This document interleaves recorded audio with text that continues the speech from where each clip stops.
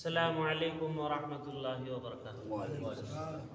الحمدللہ رب العالمین والصلاة والسلام علی رسولہ الکریم وبعد۔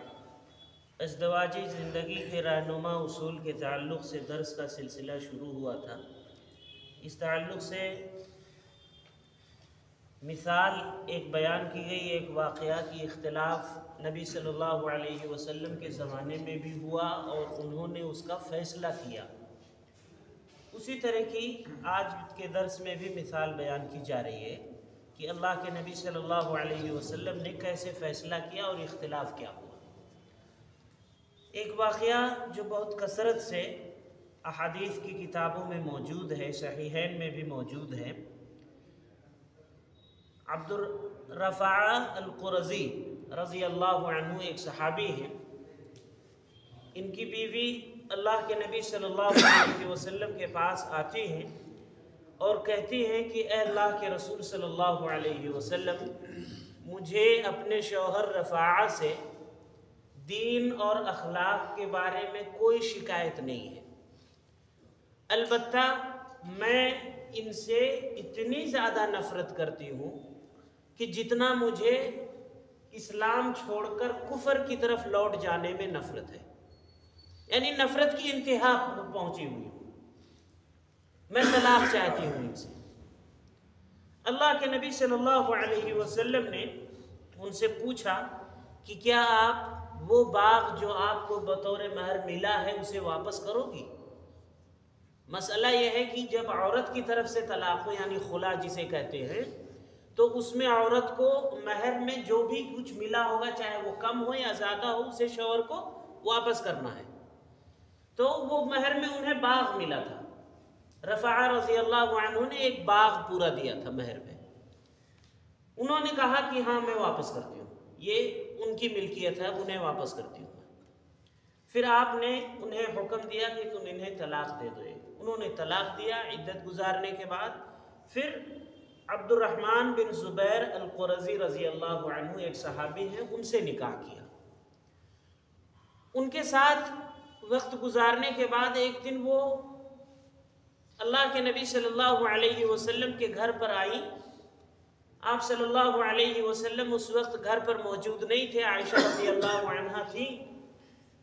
ان سے کچھ بات چیت کیا اور اپنا آستین کا کپڑا اوپر اٹھا کر دکھایا، ایک نشان، ہرا نشان، کہ دیکھو یہاں میرے شوہر نے مارا ہے۔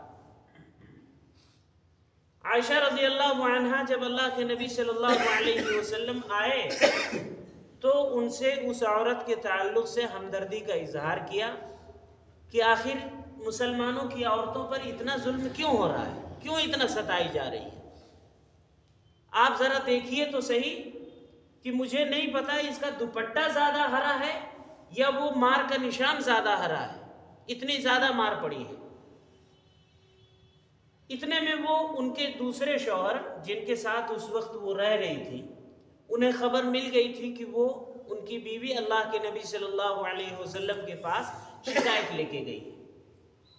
وہ بھی اپنے دونوں بچوں کو لے کر اللہ کے نبی صلی اللہ علیہ وسلم کے گھر پہنچ گئے اور بات چیت کچھ ہوئی، اور رفاعہ رضی اللہ عنہ نے کہا کہ اے اللہ کے رسول صلی اللہ علیہ وسلم، یہ جھوٹ بول رہی ہیں، بلکہ یہ اپنے پہلے والے شوہر کے پاس واپس چلی جانا چاہتی ہے۔ یعنی انہیں کچھ ایسا احساس ہوا ان کے شوہر کے کہنے کے اعتبار سے کہ ان کے ساتھ وہ بات نہیں ہے جو بات پہلے والے شوہر کے ساتھ تھی، وہ اچھائیاں جو ادھر مل رہی تھی وہ یہاں نہیں مل رہی ہیں۔ تو اللہ کے نبی صلی اللہ علیہ وسلم نے انہیں منع کیا کہ نہیں، ایسا ممکن نہیں ہے، یہ کوئی کھلواڑ نہیں ہے کہ جب مرضی ادھر چلے جائیں، جب مرضی طلاق لے کے اس سے شادی کر لیں، پھر مرضی ہو اس سے طلاق لے کے پھر پہلے والے کے پاس چلے جائیں، یہ من مرضی کوئی کھلواڑ نہیں ہے۔ آپ نے انہیں منع کر دیا۔ تو اس طرح سے اختلافات اس زمانے میں بھی ہوئے۔ اسی طرح کا ایک اور واقعہ ملتا ہے، مسند احمد کی روایت میں ہے۔ ابو رافع ایک صحابی ہیں، یہ ان کی بیوی اللہ کے نبی صلی اللہ علیہ وسلم کے پاس آئی اور بتلایا کہ اے اللہ کے رسول صلی اللہ علیہ وسلم، میرے شوہر نے مجھے مارا ہے۔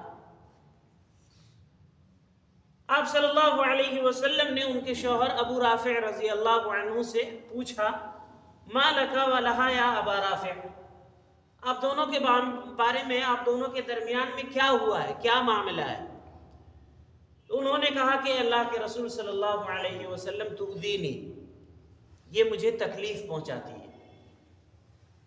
ان سے پوچھا کہ آخر تم انہیں کیا تکلیف دیتی ہو؟ صحابیہ نے بتلایا کہ اے اللہ کے رسول صلی اللہ علیہ وسلم، میں نے انہیں کوئی تکلیف نہیں دیا ہے سوائے اس کے کہ یہ نماز پڑھ رہے تھے اور نماز کے دوران ان کا وضو باطل ہو گیا، تو میں جبکہ یہ نماز پڑھ رہے تھے اس دوران ہی میں انہیں بول پڑی کہ اللہ کے نبی صلی اللہ علیہ وسلم نے مسلمانوں کو یہ حکم دیا ہے کہ جب نماز کے دوران ہی وضو ٹوٹ جائے تو وہ نماز چھوڑ دے اور وضو کرے، پھر بعد میں نماز پڑھے۔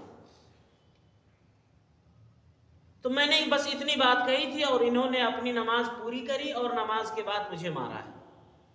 یہ بات سننی تھی تو اللہ کے نبی صلی اللہ علیہ وسلم مسکرائے، ہنس پڑے اور کہا، یا ابا رافع انہا لم تأمرک الا بخیر، اے ابو رافع رضی اللہ عنہ، آپ کی بیوی آپ کو اچھائی اور بھلائی کی ہی بات بتلا رہی تھی، یعنی انہیں لگا کہ میری نماز یہ خراب کر رہی ہے تو انہیں مار دیا، شاید انہیں وہ مسئلہ نہیں پتا رہا ہوگا۔